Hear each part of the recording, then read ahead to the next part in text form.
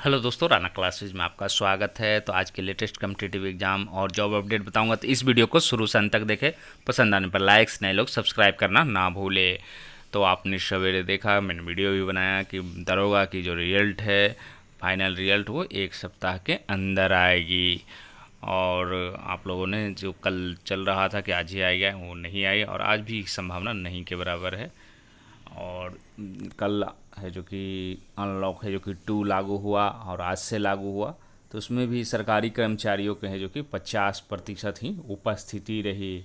तो सबसे बड़ा सवाल है कि 50% जब उपस्थिति रही तो क्या प्रक्रियाएं पूरी तरह तीव्र होगी, या विज्ञापन की हो या परीक्षा या रिजल्ट की। तो जो इम्पोर्टेंट रिजल्ट्स हैं वो तैयार किया जा रहा है, बाकी जो रिजल्ट हैं छोटे मोटे वो तैयार नहीं किया जा रहा है।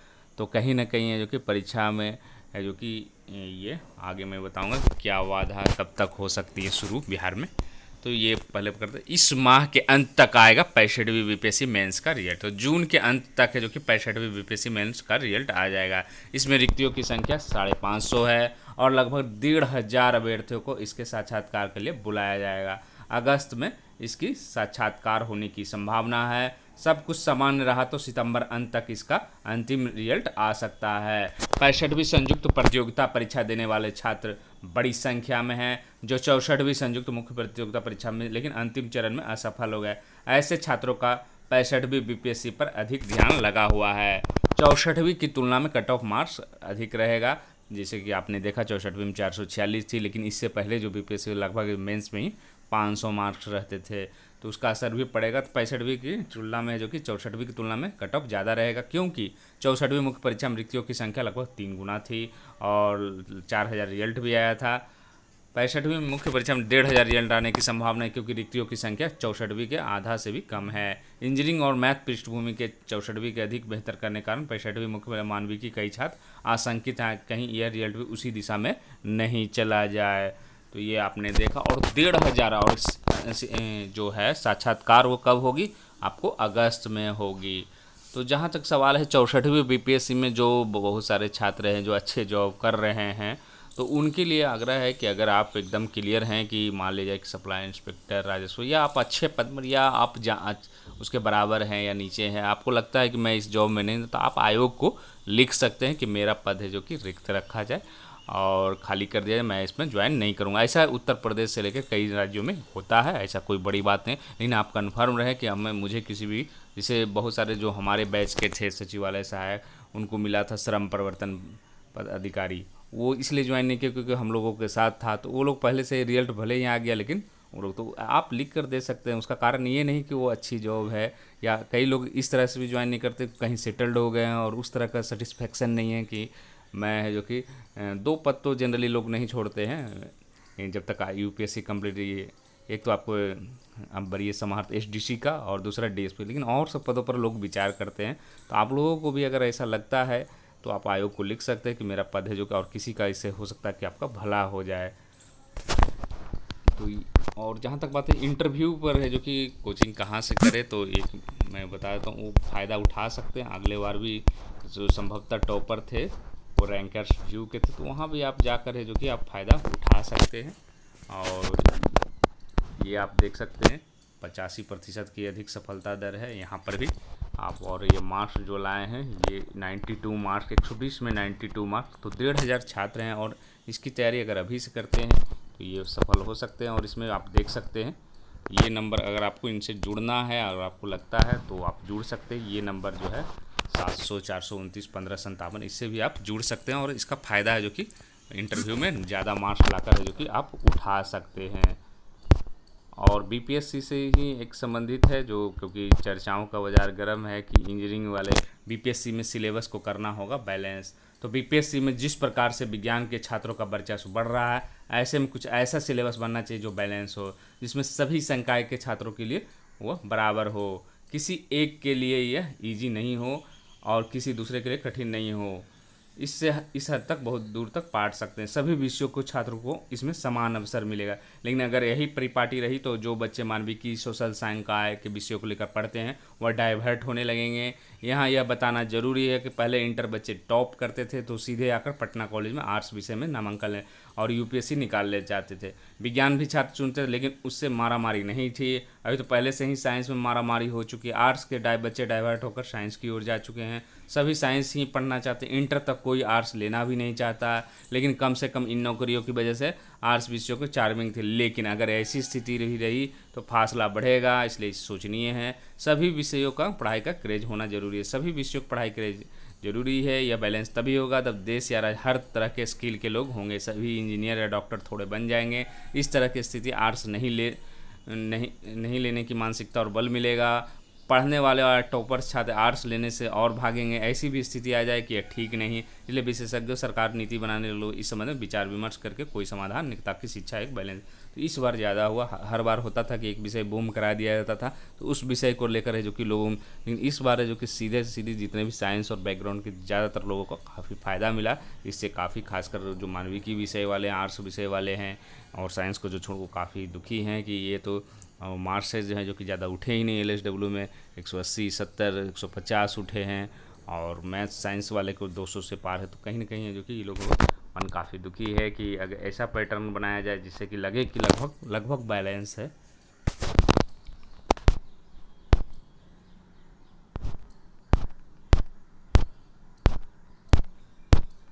उसके बाद बात करते हैं कि बिहार में क्या परीक्षा जुलाई में, एक तो जुलाई में आपको बीएड की एग्ज़ाम क्या हो पाएगी। तो एक तो अगर अभी तक तो तय है, लेकिन बाढ़ जो है ये बिहार में एक बहुत बड़ा कारण रहा है, खासकर जुलाई अगस्त के महीने में।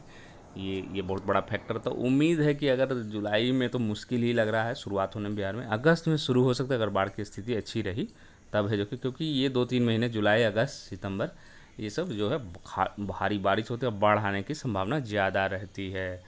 और फिर अगर आप सितंबर से कहेंगे तो दिसंबर के बीच यहाँ पंचायत चुनाव की तैयारी चल रही है, निर्वाचन आयोग ने शुरू कर दी है। तो क्या इससे पंचायत चुनाव से असर पड़ेगा? तो बहुत ज़्यादा असर तो नहीं पड़ेगा, लेकिन पड़ेगा। इसलिए पड़ेगा क्योंकि जो शिक्षक रहते हैं, जो आपके शिक्षक बनेंगे वो चुनाव कार्य में तो कहीं ना कहीं है जो कि खुद जैसे जिस रविवार को, हर रविवार को खाली रहती तो हो जाती, लेकिन जहाँ इलेक्शन उस दिन पड़ेगा उस दिन है जो कि आपको परीक्षा लेने में दिक्कत हो सकती है।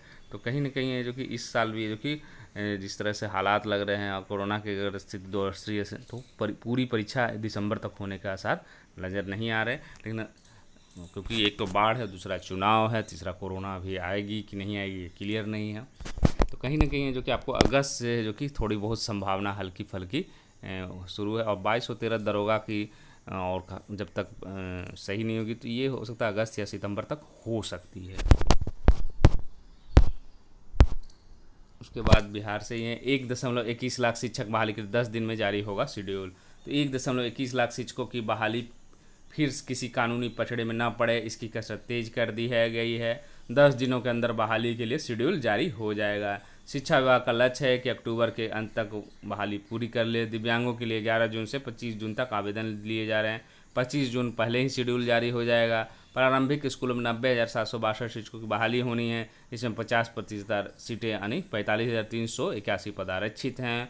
कोटिवार महिलाओं के लिए रिक्त सीटों को भरने में परेशानी होगी। महिलाओं की लगभग है जो कि कुल सीटों 30% लगभग 15,000 सीटें खाली रह सकती है। नर्स बहाली की क्राइटेरिया बदली। तो स्वास्थ्य विभाग ने स्टाफ नर्स की बहाली की क्वालिफिकेशन और एक्सपीरियंस क्राइटेरिया में बदलाव किया है। नए नियम के अनुसार बिहार सरकार व देश के किसी भी राज्य मान्यता प्राप्त नर्सिंग स्टूडेंट आवेदन कर सकते हैं। यह बहाली पिछले साल दिसंबर में निकाली गई थी, जिसके क्वालिफिकेशन क्राइटेरिया अब संशोधित किया गया है। ऑनलाइन आवेदन की अंतिम तिथि 18 जून तक है जो कि बढ़ा दी गई है। उसके बाद युवाओं को जिले में ही मिलेगी रोजगार की जानकारी। तो बिहार में युवाओं व श्रमिकों को रोजगार से जोड़ने के संपर्क केंद्र की स्थापना हो रही है। पहले चरण में यह 8 जिलों में खोला जाएगा, जहां युवाओं को रोजगार व मार्गदर्शन संबंधित जानकारी दी जाएगी। वहीं श्रमिकों को उनके गृह क्षेत्र में ही रोजगार से जोड़ा जाएगा। श्रम संसाधन विभाग प्रदेश के श्रमिकों एवं छात्रों को आत्मनिर्भर बनाने एवं स्वरोजगार के लिए प्रेरित करने के उद्देश्य से सभी जिलों में संपर्क केंद्र स्थापित की जाएगी।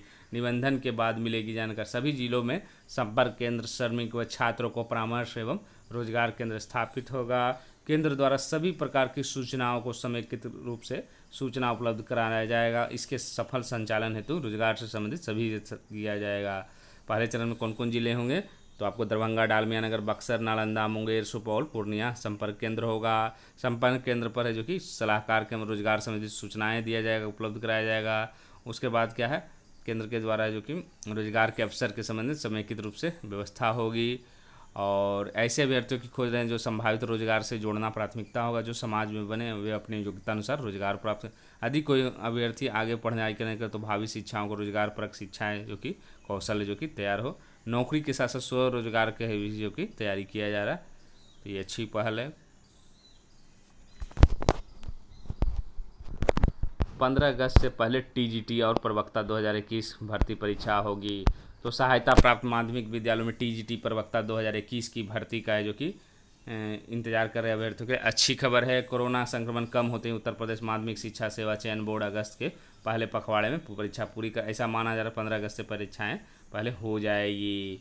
और ये जो है प्रधानाचार्य 2013 का साक्षात्कार भी अगस्त में होगा। तो ये जो है भर्ती 2013 सहमति बन गई है और रिजल्ट घोषित होने की चर्चाएं शुरू हो गई है।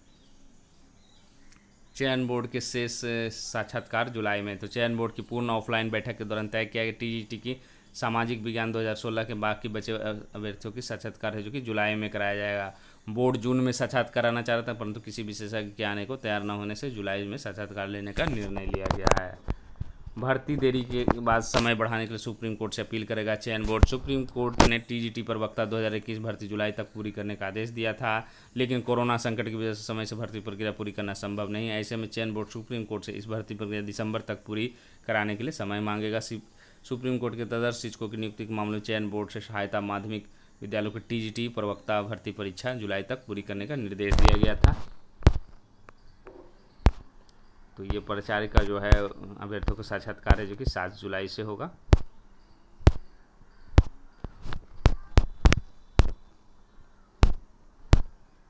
मर्जर से हुए कम पद, अब भर्ती पर लॉकडाउन।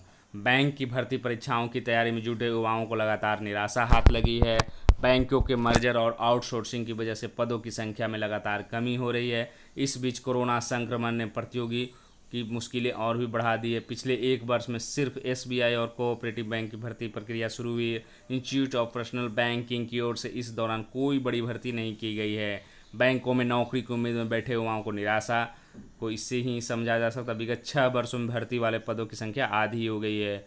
प्राप्त आंकड़ों के अनुसार आईबीपीएस, एसबीआई तथा अन्य माध्यम 2015 में करीब 37,000 पदों पर भर्ती की थी। इनमें पीओ के 12,000 से अधिक पदों पर, वहीं 2020 में करीब 18,000 पदों के लिए भर्ती प्रक्रिया शुरू हुई। इनमें से ज़्यादातर भर्तियों की प्रक्रिया पूरी हो चुकी है। बैंकों में पदों की कटौती का क्रम अभी भी जारी है। इस निराशा के बीच कोरोना महामारी ने प्रतियोगियों की मुश्किलें बढ़ा दी। इस दौरान एसबीआई और कोऑपरेटिव बैंक भी भर्ती प्रक्रिया शुरू हुई। इन पर इनको करीब 12,000 पदों पर भर्ती की गई।